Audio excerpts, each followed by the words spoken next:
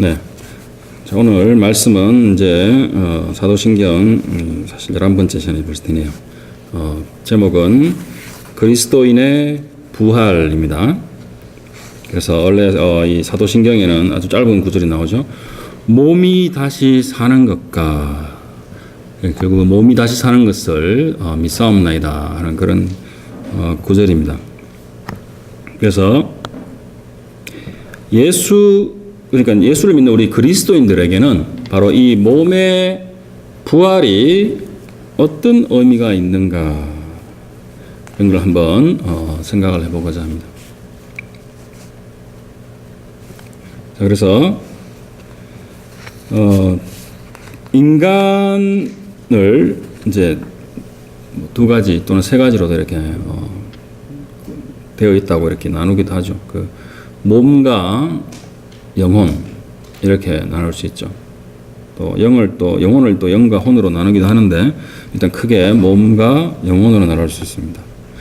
그래서 바로 그 몸과 영혼이 우리가 하나가 될 때 그것을 우리가 사람이라 그러죠. 그래서 그것은 사실 우리가 살아있는 동안 그것이 이렇게 분리되는 것이 아닙니다. 그래서 살아있는 동안은 참 이렇게 하나로 연합되어 있는 그런 상태죠. 그래서 우리가 유기적으로 연합되어 있는 그런 상태고, 우리가 이제 이 죽을 때가 되면 바로 이 육신의 기능이 정지가 되고 바로 영혼은 이제 그때 분리되는 거죠. 자, 그러면 이 몸의 부활에 대해서 지금 말씀을 나누고 있는데요. 그러면 몸의 중요성이 어떤 것입니까? 우리가 우리 몸을 너무 끔찍히 이렇게 중요하게 생각하죠. 첫째, 우리 몸으로 모든 어떤 그 오감이라 그러죠. 보고, 냄새 맡고, 또한 또 맛도 보고, 듣고, 또한 피부로 느끼고, 그 다음에 우리 머리로 또한 생각과 또 우리 감정을 가지고요. 그리고 모든 우리의 활동을 또한 몸으로 또 하죠. 그래서 몸으로 일을 하고 또 여행도 가고 또 모든 창조적인 일도 우리의 몸을 통해서 합니다. 또한 이 몸이 중요한 것은 바로 이 몸이 성령이 거하시는 또한 전이 된다는 거죠. 그래서 줄여서 그것을 성전이다라고 또한 얘기를 합니다. 그래서 우리의 몸이 상당히 그렇게 중요한 겁니다. 그죠? 그래서 우리 모두는 사실 이 생명을 간직한 이 자신의 이 몸을 너무나도 아끼고 사랑을 하죠. 한편으로 사랑하는 한편 또한 엄청난 또한 불만을 갖고 있는 것이 또한 우리 자신의 몸이기도 합니다. 키가 작은 사람들은 키에 대해서 불만을 가지고, 또 이렇게 뱃살이 많은 사람들은 또 자기 배에 대해서 불만을 많이 가지고, 또 외모에 대해서, 또는 몸이 약하거나 또한 질병을 가진 사람들은 또 참 자기 몸에 대해서 불만을 많이 가지는 게 사실입니다. 그래서 분명히 우리의 이 현재의 이 육신은 임시적인 것이죠. 그리고 최상의 것이 아닙니다. 그래서 몸이 다시 살 때 그때 입게 되는 바로 그 육신이 사실 그것은 영구적인 그러한 육신이고, 그 다음에 바로 최상의 것이에요. 성경이 그렇게 말씀을 하죠. 그래서 이걸 어떻게 이제 C.S. 루이스가 어떻게 얘기했냐면은, 우리 어떤 그 지금 현재 갖고 있는 육신을 비유하면서 이 경마장에서 한 3,6급 되는 그런 말을 줘서 처음에 이제 말 타는 것을 한동안 배우다가 그래서 어느 정도 이제 수준과 자격이 되어서 드디어 최상급 그 인류급 말을 타고 드디어 이제 그 경마장을 그 트랙을 정말 날듯이 달리는 그러한 것과 비교를 했습니다. 그래서 그 현재 우리의 육신은 그 한 36급 때는 그러한 말도 잘 안 듣고 잘 달리지도 못하고 그에 비해서 우리가 나중에 입을 부활한 그 육신은 바로 아주 그 잘 달리는 정말 날듯이 달리는 그러한 아주 1등급 그 경주 마와 같다. 그런 비유입니다. 참 C.S. 루이스다운 비유입니다. 빌립보서 3장 20절 21절 오늘 읽은 말씀 끝부분에 보시면은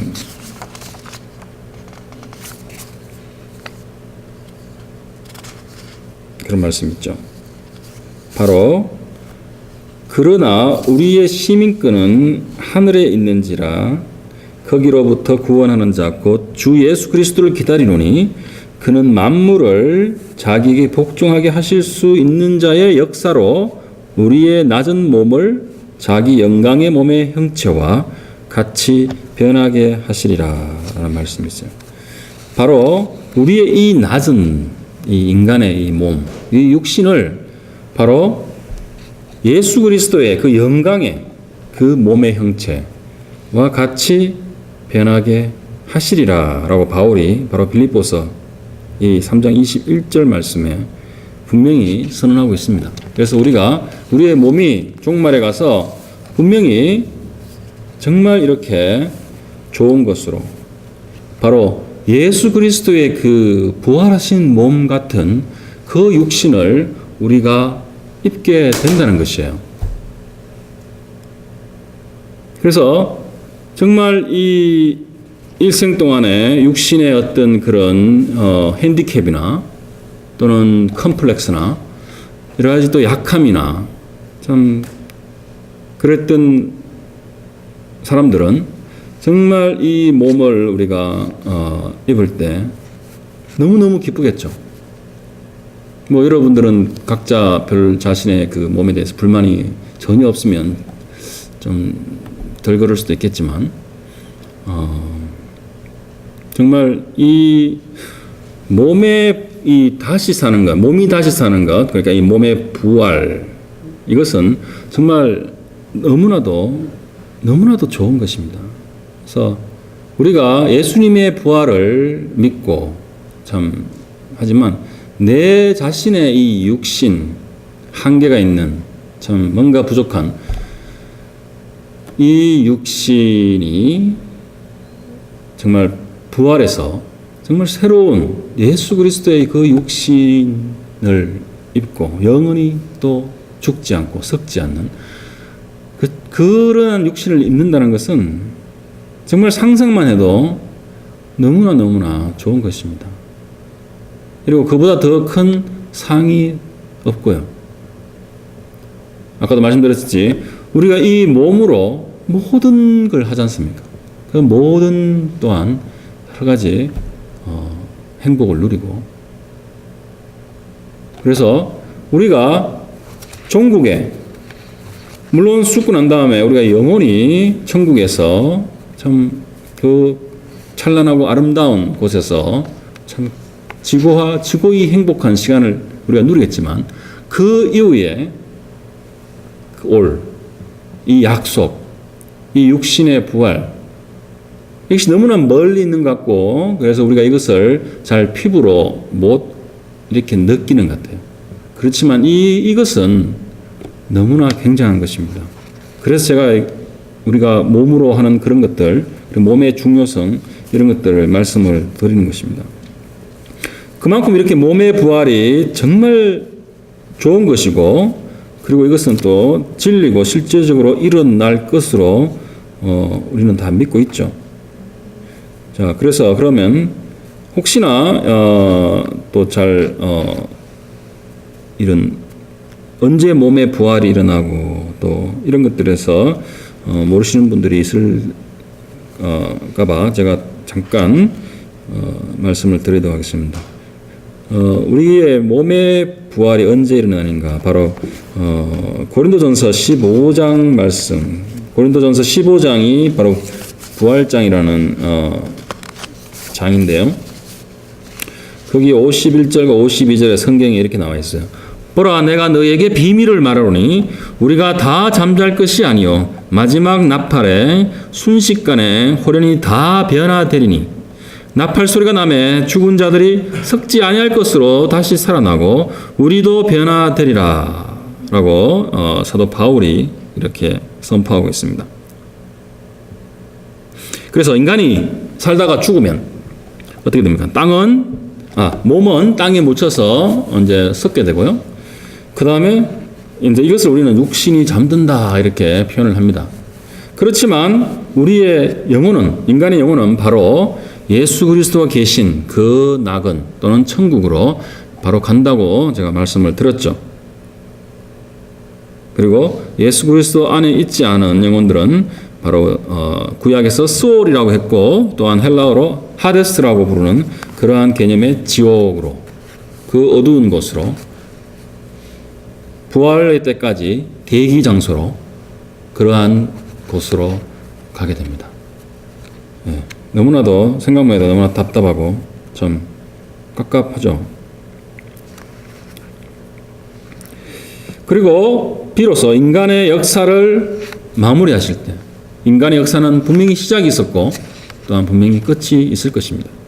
그때 바로 예수 그리스도가 재림하실 때 분명히 성경은 다시 오신다고 약속을 하셨고, 그때 오실 때는 구세주로 오시는 것이 아니라 바로 심판주로 오신다고 하셨습니다.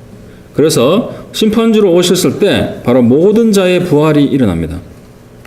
그 부활은 바로 두 가지 부활이 있어요. 하나는 생명의 부활이 있고 하나는 심판의 부활이 있는 것입니다. 그것이 바로 요한복음 5장 24절 29절에 나와 있죠. 바로 예수님께서 직접 하신 말씀이 내가 진실로 진실로 너희에게 이르노니 내 말을 듣고 또 나 보내신 이를 믿는 자는 영생을 얻었고 심판에 이르지 않으니 사망에서 생명으로 옮겼느니라. 진실로 진실로 너희에게 이르노니 죽은 자들이 하나님의 아들의 음성을 들을 때가 오나니 곧 이때라. 듣는 자는 살아나리라. 아버지께서 자기 속에 생명이 있음 같이 아들에게도 생명을 주어 그 속에 있게 하셨고 또 인자됨으로 말미암아 심판하는 권한을 주셨느니라. 이를 놀랍게 여기지 말라. 무덤 속에 있는 자가 다 그의 음성을 들을 때가 오나니 선한 일을 행한 자는 생명의 부활로, 악한 일을 행한 자는 심판의 부활로 나오리라 라고 이렇게 성경이 말씀하고 있습니다. 자, 분명히 두 가지 부활, 생명의 부활, 그 다음에 심판의 부활로 모든 인간이, 이 세상에 살았던 모든 사람들이 그런 두 가지 종류로 부활을 할 것이다 라고 성경은 선언하고 있습니다. 자, 그렇다면 우리가 이 몸에 대한 것, 그 다음에 이 영혼에 대한 것, 또 그런 상관관계나 이런 것에 대해서 참 사람들이 쉽게 이렇게 빠지는 오류들이 좀 있어요. 그런 오류들을 몇 가지 살펴보고자 하는데요. 첫 번째는 그 육신과 영혼을 많이 분리해서 생각을 합니다. 그래서 이런 말이 있죠. 육신은 영혼의 무덤이다. 이런 말이 있습니다. 그래서 또한 육신은 영혼의 감옥이다. 이런 말도 쓰고 많이 들어보셨을 거예요. 이것은 바로 육신에 대한 것, 그 다음에 영혼에 대한 것 둘 다 잘못 얘기하고 있는 것이에요. 왜냐하면은 이러한 생각들은 바로 영혼은 순수하고 고귀한 것이다 라고 생각하는 것이에요. 그래서 육신의 무덤, 그 감옥에서 풀려날 때를 기다리고 있는 것처럼, 그래서 죄를 지을 때 참 타락한 육신이 그냥 저지른 것으로 또한 치부하고 이 육신을 아주 경멸하는, 아주 낮게 보는 그러한 생각이 있는데요. 바로 이것은 그 이원론이라는 어떤 그런 철학 사상에서 나온 것입니다. 그래서 그래서 이게 고대 철학 사상이 이게 교회로 들어오고 또한 그 영지주의라는 사상으로 해서 영혼은 어떠한 특별한 상급 개념, 그래서 아주 고귀하고 순수한 그런 존재고 육신은 아주 타락하고 저급한 어떤 그런 존재다라고 생각하는데요. 성경은 전혀 이렇게 말하고 있지 않습니다. 바로 그 타락 전에 이 인간의 몸이라는 것은 바로 육신과 그 영혼이 같이, 인간의 몸이라는 것은 바로 사망이 없는 완전한 육체로 분명히 지어졌습니다. 하나님께서 창조를 끝내신 다음에 참 보기에 좋았더라. 인간의 이 육신, 아담과 이브를 지으신 다음에도 참 보기에 좋았더라. 완벽하시고 전능하신 하나님이 보기에 좋았다라는 말은 완벽하다는 거예요. 그렇지만 인간의 죄로 인해서, 타락으로 인해서 바로 우리의 인간의 그 육신과 영혼이 하나로서 동시에 타락을 하는 것입니다.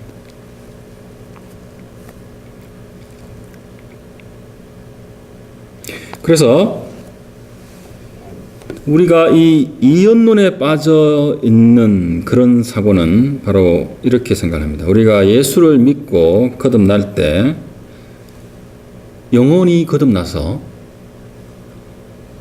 우리의 영혼은 의롭다 칭함을 받았고, 그래서 이 육체는 나중에 죽고 이 영혼만 천국으로 가는, 그렇게 우리가 오해를 할 때도 있는 것 같아요. 그렇게 착각을 할 때도 있어요. 절대 그런 것이 아닙니다. 성경은 바로 육체 안에서 행한 그 행위들에 따라서 바로 영혼의 운명이 정해진다라고 합니다. 우리의 육체랑 그 영혼의 운명이 분리되는 게 절대 아니에요.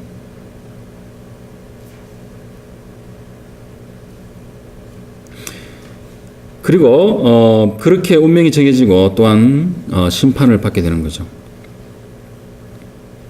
그래서 우리가 살아있는 동안 이 예수 그리스도를 믿어야 뿐만 아니라 믿어야 되고, 그 다음에 믿은 후에 도덕적이고 또한 경건한 삶을 살아야 할 책임이 분명히 우리에게 주어져 있는 것입니다.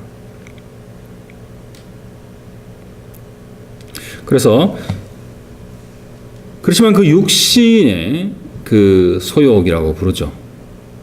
육신의 소욕, 그 다음에 육신의 습관, 그것을 따르지 않는 그러한 훈련을 우리가 하는 것을 바로 그 경건의 훈련이다라고 하는 것입니다. 그래서 우리가 육신의 소욕을 따르지 않고 바로 성령의 소욕, 성령의 그 인도를 우리가 따라야 된다라는 거죠.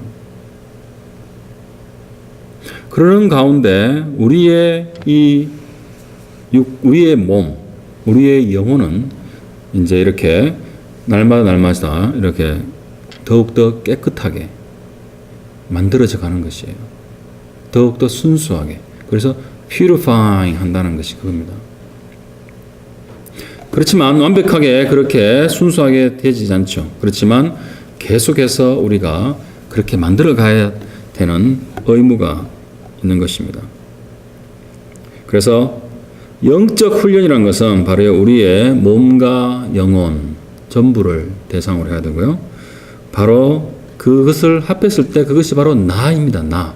나라는 존재이고, 나라는 존재를 거룩하게 변화시켜 나가야 되는 책임과 그런 그 명령이 있는 거죠. 그 안에서 우리가 바로 성숙한 인격과 또한 선한 행위들이 열매로서 분명히 나타나야 되는 것입니다. 두 번째 오류는, 이것은 좀 더 세상적이고 좀 약간 극단적인 것인데요. 바로 이 세상에서 이 어떤 그런 우리 육신의 어떤 그런 쾌락과 즐거움을 최고의 어떤 그런 기쁨으로 여기는 그러한 사람들에게 일반적으로 우리가 이 참 부활, 우리 몸이 다시 사는 것, 또한 그리스도의 부활까지도 이렇게 참 얘기를 하면 그것이 참 종교적이기 때문에 참 재미없는 것이다라고 생각을 해요. 왜냐하면은 바로 그 육신의 그 즐거움, 하나님이 우리에게 다 주신 거잖아요. 근데 이제 거기에 너무 이제 집착하다 보니까 바로 뭐가 있습니까? 우리의 그 먹는 즐거움, 식욕, 얼마나 그게 먹는 게 큽니까? 그 다음에 또한 욕구가 뭐가 있습니까? 바로 성욕. 그것도 참 큰 거죠. 우리 인간의 어떤 삶에 있어서. 그리고 또한 수면의 욕구, 그게 3대 욕구죠. 수면 욕구. 잠자는 걸 너무 좋아하시는 분들도 많지 않습니까? 그 다음에 어떻습니까? 퇴근 후에 이 사람들, 직장 다니시는 분들 하면서 직장 동료들하고 모여서 한잔하고 또 2차 가고 3차 가고 그런 게 얼마나 또 좋습니까? 그죠? 한국에서 직장생활 하시는 분들한테. 그리고 우리 또 여성분들은 이렇게 쇼핑하는 거, 쇼핑 얼마나 좋아합니까? 네. 이러한 것들을 이러한 육신의 어떤 그런 즐거움들, 이런 것들이 이 그리스도인들이 부활을 할 때는 그런 것을 못한다고 생각을 하는 거죠. 그런 것도 못하고 그런 것이 또 없다고 또 생각하고, 그래서 참 부활이나 이런 천국 이게 참 정말 지겨운 것이고 별 의미가 없는, 그게 꼭 필요한가 라고 얘기를 합니다. 저도 그런 얘기를 많이 들었고요. 저도 그렇게 생각했었고, 그래서 이러한 생각을 하는 사람들은 참 예수는 이러한 인간의 어떤 그런 즐거움 또는 쾌락 이런 것을 즐기지도 못하는, 부활한 예수님을 어떻게 보냐면 참 얼굴에 핏기도 없는, 그래서 창백한 한 갈릴리 사람, 그런 사람의 모습으로 이렇게 생각을 한다는 거죠. 충분히 이해가 갑니다. 왜냐하면 우리도 예수를 믿기 전에, 그리고 성경의 진리에 대해서, 부활에 대해서 잘 모를 때, 또한 금방 믿고 난 후에도 부활이나 이런 것에 대해서 그런 식으로 생각하기도 하는 거죠. 심지어 이제 어떤 최악의 경우 중에 하나로 어떤 그 D.H. 로런스라는 어떤 작가가 있는데요. 이러한 예수님의 어떤 부활과 그리스도인의 어떤 부활을 비하해서 바로 우리가 기독교의 교리를 비하하면서 부활한 후에 저 많은 이교도들의 그 여제사장들과 그런 참 성생활을 하는 그러한 삶을 그 기독교의 어떤 그런 부활로 아주 비하하고 또 하기도 한답니다. 이런 쪽의 사람들이. 그리고 참 이러한 부활이나 이런 것들이 참 세상을 차갑게 만든다. 왜냐하면 그러한 육신의 참 그런 많은 즐거움과 쾌락들과 사람들이 추구하는 아까 전에 말씀드린 그런 예들, 그런 것들을 못하게 하는, 그런 것들이 없는 배제된 그런 어떤 부활이라면 그게 무슨 좀 인정도 있고 좀 따끈따끈하고 뭔가 이렇게 좀 그러한 세상이 참 좋은 세상이라고 생각하기 때문에 그렇게 생각을 하죠. 그래서 이러한 시각은 부활을 절대 좋은 것이라 생각하지 않습니다. 오히려 그 부활이 연장된 어떤 죽음 그 자체라고 생각을 하고요.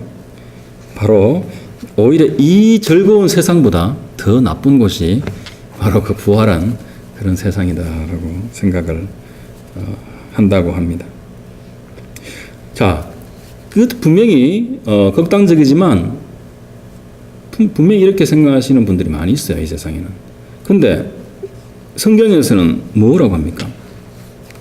고린도 후서 12장 1절에서 4절 바울의 직접 경험한 그러한 것이 있죠. 우리가 어제 아침에도 잠깐 나누었었는데 고린도 후서 12장 1절에서 4절까지 사도 바울이 직접 그 경험한 아주 신비한 현상에 대해서 자기가 말을 이제 하는 게 있죠. 그러면 무익하나마 내가 부덕불 자랑하노니 주의 한상과 계시를 말하리라. 내가 그리스도 안에 있는 한 사람을 아노니 그는 14년 전에 셋째 하늘에 이끌려 간 자라. 여기서 셋째 하늘은 그 유대인들의 어떤 세계관에서 가장 높은 하늘, 바로 하나님이 거하시는 그런 천국, 그런 하늘이라고 하는 것입니다. 그가 몸 안에 있었는지 몸 밖에 있었는지 나는 모르거니와 하나님은 아시느니라. 내가 이런 사람을 아노니 그가 몸 안에 있었는지 몸 밖에 있었는지 나는 모르거니와 하나님은 아시느니라. 그가 낙원으로 이끌려가서 말로 표현할 수 없는 말을 들었으니 사람이 가히 이르지 못할 말이로다.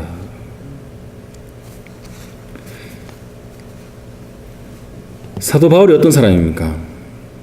예수 믿는 자들을 다 잡아서 죽이려고 했던 사람이죠.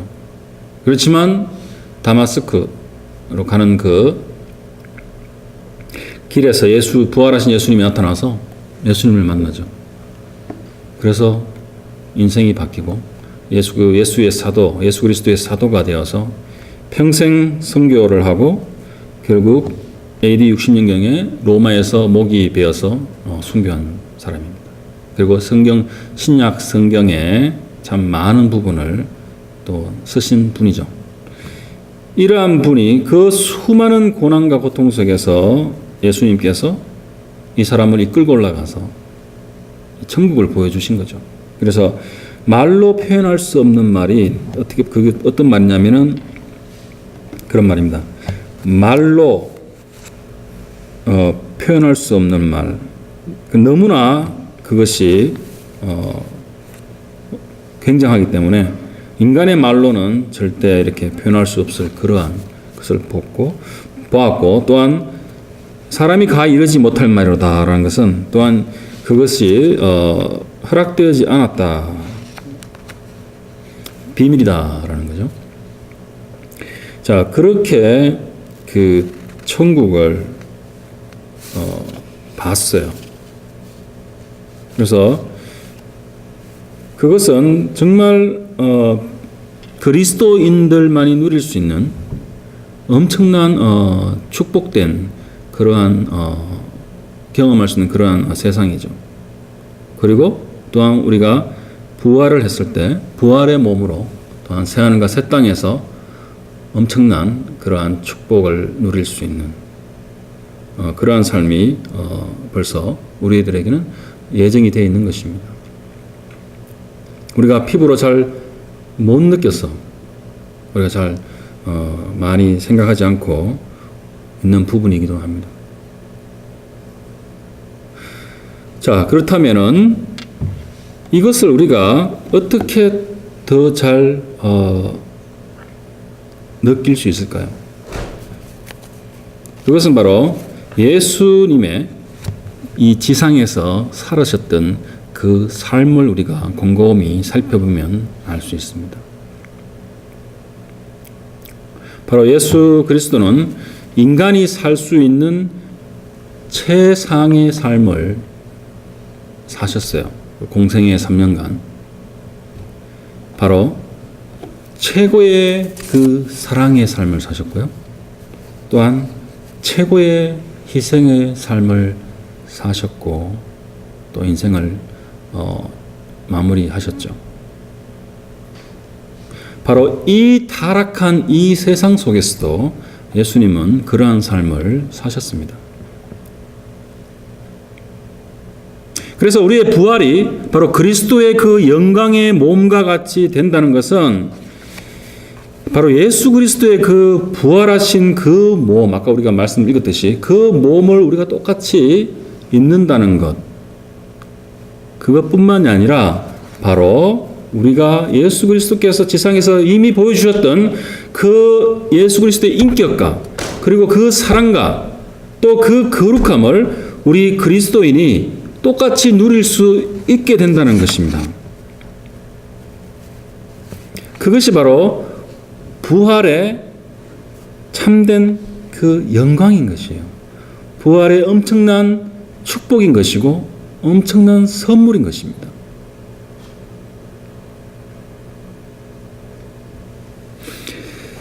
그리고 또 한 가지 중요한 포인트는 바로 그리스도인들은 미래의 그 영광스러운 부활을 우리가 소망하면서 똑같이 우리 현재의 삶 속에서도 바로 그 부활의 삶을 살아야 한다는 것입니다. 바로 그 말씀은 그리스도를 죽음에서 일으킨 바로 그 성령 하나님이 그 예수 그리스도를 죽음에서 일으킨 그 능력으로, 그 똑같은 능력으로 우리 안에서 사시고 역사하시기 때문인 것입니다. 그래서 그러기 위해서 바로 아담과 이브의 그 죄로 인해서 영적인 사망, 영적 사망을 물려받은 우리들 모두는 바로 예수 그리스도를 믿는 그 믿음으로 먼저 영적으로 우리가 부활해야 되는 것이죠. 첫 번째 부활, 육적인 부활이 아니라 영적으로 그것을 우리가 거듭난다라고 얘기를 하는데 바로 그리스도 안에서 우리가 부활해야 돼요. 다시 태어나는 거죠. 바로 요한복음 말씀처럼 사망에서 생명으로 첫 번째로 옮겨가야 되는 것이에요. 그런 영적인 부활을 해야 되고, 그리고 우리 그리스도인들, 현재 그리스도를 믿고 따르고 있는 우리 그리스도인들에게는 바로 부활의 삶을 살아가는 가장 대표적인 증거가 무엇입니까? 우리에게 이 부활의 삶을 매일매일 살아가고 있는 그 증거는 여러 가지 있겠죠. 바로 여러 가지 성령의 그런 9가지 열매일 수도 있고요. 여러 가지 인내와 그리고 선함과 또는 착한 행실과 여러 가지가 있겠지만 바로 가장 대표적인 것은 또한 가장 큰 계명이기도 한 것이 바로 사랑하는 삶입니다. 하나님을 첫째 큰 계명은 하나님을 사랑하는 것. 그죠?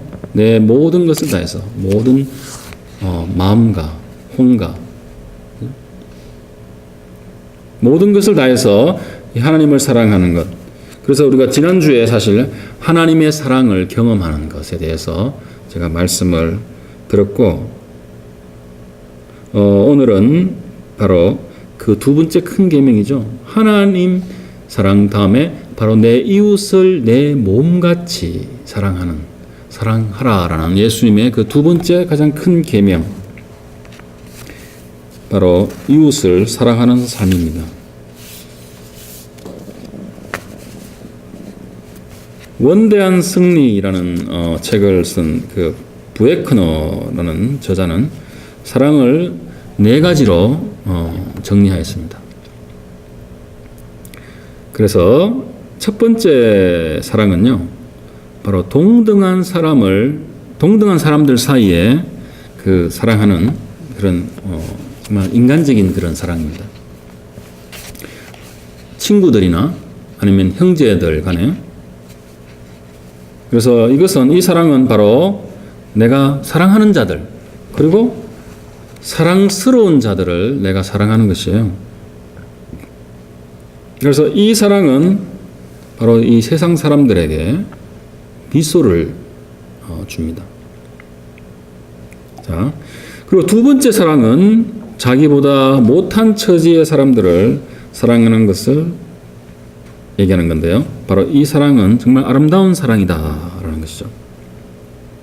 그래서 가난하고 또한 아프고 좌절한 사람들, 별로 또한 사랑스럽지 않은 사람들, 이러한 사람들을 사랑하는 것을 아름다운 사랑이다라고 하는데요. 이것을 영어로는 바로 compassion이라고 하죠. 그래서 이게 우리말로 참 번역이 어려운데 동정심과 또한 그런 열정이 같이 있는 그러한 것이죠. 바로 compassion. 바로 이러한 사랑은 세상 사람들의 바로 마음 깊숙한 곳을 터치를 한다고 합니다. 자, 그리고 세 번째 사랑은 자기보다 더 잘난 사람들을 사랑하는 것이죠. 자기보다 더 나은 처지에 있는 사람들을 사랑하는 그러한 사랑인데요. 이것은 참 드문 일이다. 그래서 이것은 어떤 것이냐면 바로 당신이 실패한 곳에서 성공한 사람들을 사랑하는 것. 그 사람들을 시기하지 않고 사랑하는 것. 그래서 가난한 자가 부자를 사랑하는 것. 또한 이 미국에서 흑인이 백인을 사랑하는 것. 이러한 예들은 많이 있을 수 있는데요. 바로 이러한 사랑을 하는 사람들. 그래서 이 세상은 이러한 성자들의 사랑에 어리둥절해야 한다. 왜냐하면 드물기 때문에. 그리고 네 번째 마지막 사랑은 한 사랑이 있는데요. 그것이 바로 원수를 사랑하는, 나의 적을 사랑하는 그러한 사랑입니다. 그래서 이 사랑은 당신을 사랑하기는커녕 당신을 조롱하고 위협하고 고통스럽게 만드는 그러한 사람을 사랑하는 것이에요. 또한 이 사랑은 고문을 당하는 사람이 고문을 가하는 자를 사랑하는 그러한 사랑입니다. 제가 얼마 전에 그 리처드 움브랜드라는 그 루마니아에서 14년 동안 공산주의 지하에서 고문당하신 그 목사님의 그 얘기를 들은 적이 있죠. 그분이 exactly 그렇게 하신 분이에요. 고문하는 자를 내가 당신을 용서하였습니다 라고 그 고문을 가하는 자에게 그렇게 말을 했다고 해요. 좀 고문하는 사람은 그런 말을 들으면 참 미치겠죠. 바로 그러한 사랑을 참 할 수 있다는 것입니다. 우리 그리스도인들은. 왜냐하면 이것이 바로 하나님의 사랑이기 때문이다. 그리고 바로 이 사랑은 바로 세상을 정복한다. 라고 이렇게 네 가지 사랑을 사랑으로 정리를 하였습니다. 바로 이 마지막 그 네 번째 사랑이 바로 하나님께서 바로 우리 인간들 자신을 떠나고 죄를 짓고 하나님을 무시하고 조롱하면서 그렇게 했던 그 우리 이 인간들을 사랑하셔서 바로 하나님 중에 한 분인 바로 독생자 예수 그리스도를 바로 보내시고 또 십자가의 대속의 제물로 죽도록 내어주신 바로 그 사랑과 바로 같은 사랑이죠. 그것이 바로 원수를 사랑하는 사랑인 것입니다. 2006년도 10월 달에 미국 펜실베니아 주에서 그 랭캐스터라고 하는 그 지역 근처에서 총격 사건이 있었는데요. 그 펜실베니아 쪽에 아미시라고 하는 분들이 많이 있죠. 그래서 그 한 아미시 학교에 총을 든 건맨이 갑자기 침입해 들어와서 거기에 있는 어린 여학생들을 몇 명을 죽인 사건이 있었어요. 그래서 그 총격 사건이 이제 일어난 며칠 후에 그 아미시 사람들이 그 부모들과 함께 그 총을 쏜 그 건맨의 그 가족들을 찾아갔습니다. 그래서 그 가족들에게 찾아가서 그 사람들이 이렇게 말했다고 합니다. 우리들은 이미 그를 용서하였습니다. 라고 말을 하였대요. 이게 실화입니다. 그런데 이러한 사랑을 세상은 도저히 이해를 할 수가 없는 것이에요. 그래서 이러한 것이 세상에 알려지고 그래서 많은 사람들이 매체를 통해서 이러한 행동을 비난을 했어요. 오히려 비난을 하고 그 부모들이 정상적으로 대하지 않았다. 정상적으로 분노와 또 거부하고 그렇게 그 상황에 대하지 않고 참 그래서 그 부모들이 정상적이지 않은 나쁜 부모들이라고 비난을 하였다고 합니다.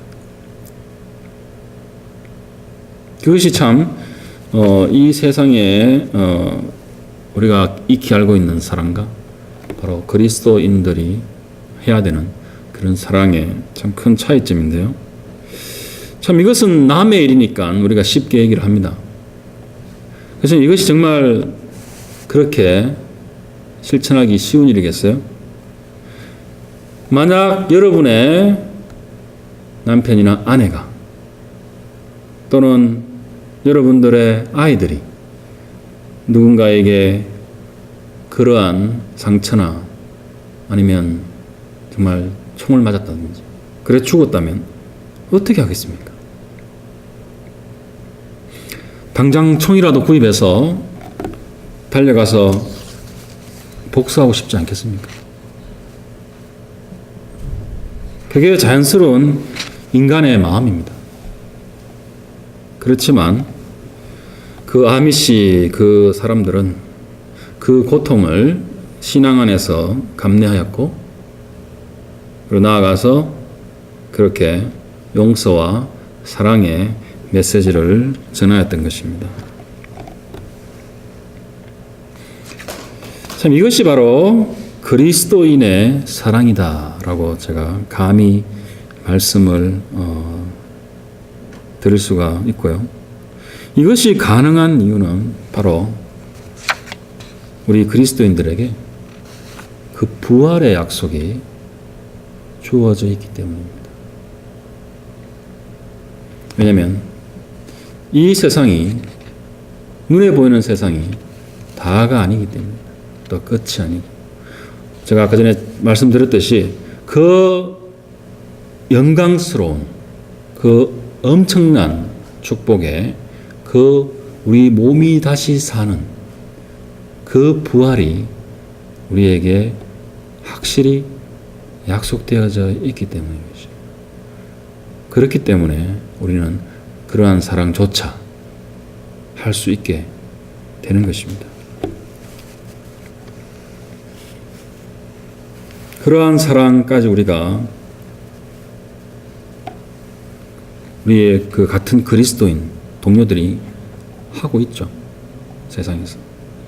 우리가 삶 속에서 부활의 삶을 산다는 것은 우리가 처하는 상황 속에서 우리의 주위의 사람들, 그리고 가족들, 그리고 세상에서 나를 손해를 끼치고 또 핍박하는 사람들, 그런 사람들에게 우리가 어떻게 대하고 어떻게 사랑해야 될지 우리가 정말 심각하게 또 고민하며 또 기도하며 우리가 구해야 될 것일 같습니다. 빌립보서 3장 7절에서 12절 말씀을 읽고 말씀을 마무리하겠는데요. 바로 사도 바울이 무엇을 위해서 살았는지, 무엇을 위해서 평생 그러한 헌신된 희생의 삶을 살았는지 말하고 있습니다. 그러나 무엇이든지 내게 유익하던 것을 내가 그리스도를 위하여 다 해로 여길 뿐더러 또한 모든 것을 해로 여김은 내 주 그리스도 예수를 아는 지식이 가장 고상하기 때문이라. 내가 그를 위하여 모든 것을 잃어버리고 배설물로 여김은 그리스도를 얻고 그 안에서 발견되려 함이니 내가 가진 의는 율법에서 난 것이 아니요 오직 그리스도를 믿음으로 말미암는 것이니 곧 믿음으로 하나님께로부터 난 의라. 내가 그리스도와 그 부활의 권능과 그 고난의 참여함을 알고자 하여 그의 죽으심을 본받아 어떻게 하시든지 죽은 자 가운데서 부활에 이르려 하노라. 내가 이미 얻었다 함도 아니요 온전히 이루었다 함도 아니라 오직 내가 그리스도 예수께 잡힌 바 된 그것을 잡으려고 달려가노라. 기도하시겠습니다.